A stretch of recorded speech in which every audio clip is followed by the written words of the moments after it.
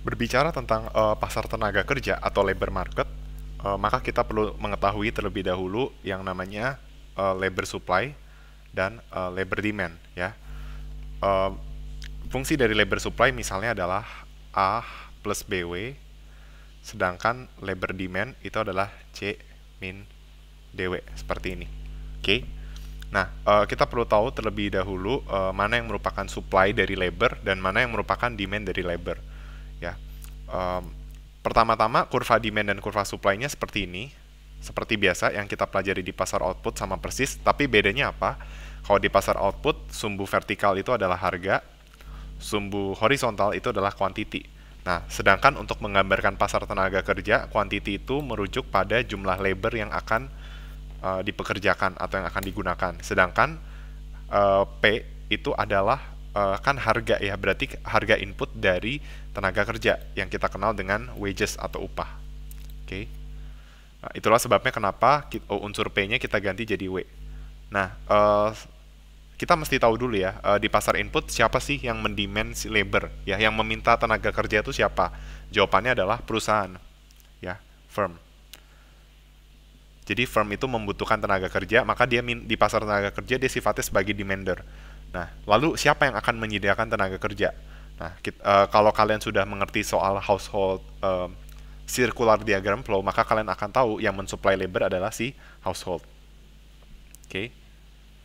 Nah, dari sini kita bisa lihat bahwa slope dari supply memang positif, tapi apa intuisinya kalau labor supply itu slope-nya positif, atau jika seandainya upah itu naik, jumlah labor yang ditawarkan itu akan naik, dan kalau jumlah upah turun, jumlah labor yang ditawarkan itu akan turun juga, atau hubungannya searah antara perubahan labor dan upah. Intuisinya adalah ya, bayangkan kalian sebagai pekerja, ya, kalau upah naik maka seharusnya kalian lebih ingin bekerja, atau kalau secara agregat maka ketika upah itu naik, jumlah labor yang mau bekerja itu juga meningkat. Oke. Nah, kalau kita lihat dari sisi firm, labor demand itu negatif. Artinya apa? Kalau upah naik, jumlah labor yang diminta itu turun. Nah, intuisinya terkait apa? Terkait dari biaya produksi, cost of production, yaitu pada biaya variabel kalau di jangka pendek. Karena kalau dia seandainya upah naik dengan jumlah pekerja yang sama, kan total cost dari labor itu adalah upah dikali jumlah labor yang digunakan. Nah, berarti kalau upah itu naik, labornya sama, berarti kan upah labor itu akan naik. Nah, maka perusahaan punya kecenderungan untuk menurunkan jumlah labor seperti itu. Oke. Itu alasan kenapa slope-nya itu negatif. Oke.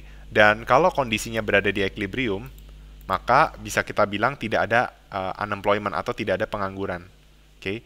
Nah, ini kalau misalnya kita kaitkan dengan makroekonomi, ya.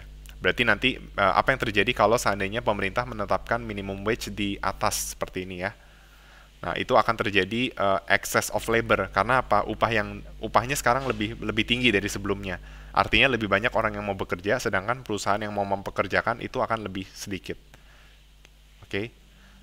Maka akan terjadi apa? Excess of labor ketika ada kebijakan upah minimum, di mana upah minimum yang ditetapkan itu di atas upah equilibrium. Oke.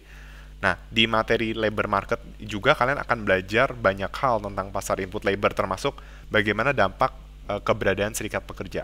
Nah, pastikan kalian hadir di study group selanjutnya untuk kita membahas labor market. Oke, sekian, terima kasih.